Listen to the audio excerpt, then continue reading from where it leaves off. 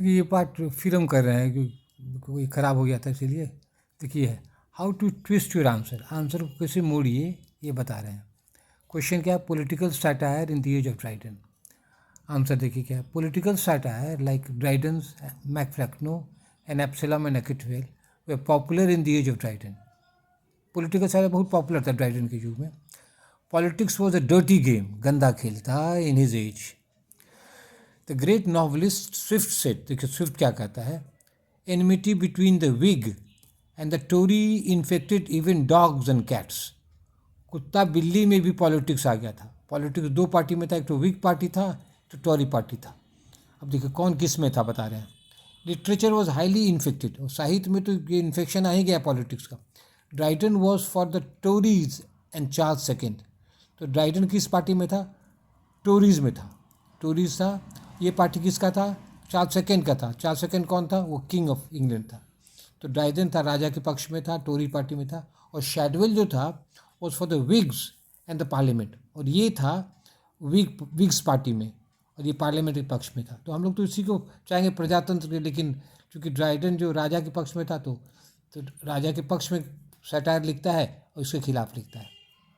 Politics and religion, religious disputes, politics and religious disputes enter literature. तो यहाँ हो जाएगा क्या, देखिए, political and religious disputes enter literature. गलती तो ठीक कर लीजिए, political and religious disputes enter literature. Society was not whole but fractured, समाज टूट गया था, डिवाइडेड, अलग अलग भंग हो गया था। T S Eliot rightly says that there was a, और टी एस इलियट का अच्छा अच्छा कोटेशन होता है। टी एस इलियट क्या कहता है, पेज 2 में हमारे,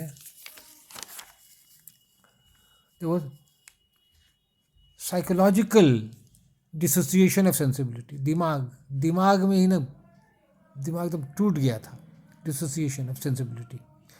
Dryden was a great workshop critic.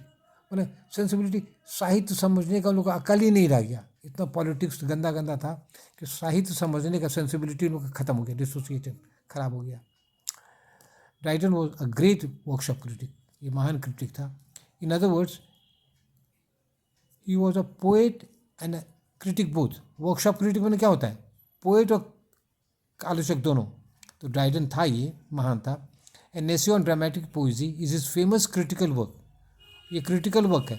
In this book he supports the tragedies of Shakespeare against classical criticism.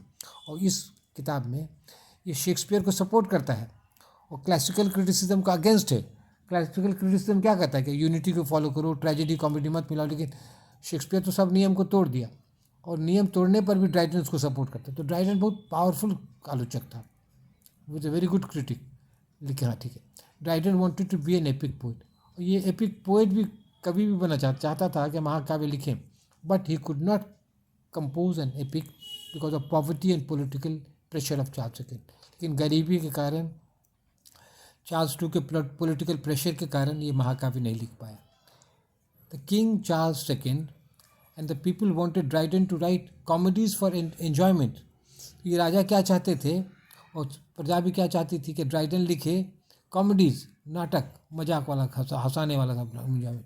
The age wanted comedies not epics. तो युग को चाहिए था कॉमेडी, चाहिए था हास्य रस, मनोरंजन चाहिए था, एपिक नहीं। एपिक तो बहुत डिफिकल्ट होता है।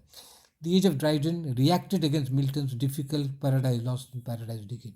ये तो कविता तो महाकाव्य बहुत कठिन है, तो ड्राइडन के लोगों को, ड्राइडन के युग में उन लोगों को ये पसंद नहीं था, तो मनोरंजन चाहता था। अब ठीक है, let us discuss Dryden's political satire मैकफ्लेक्नो।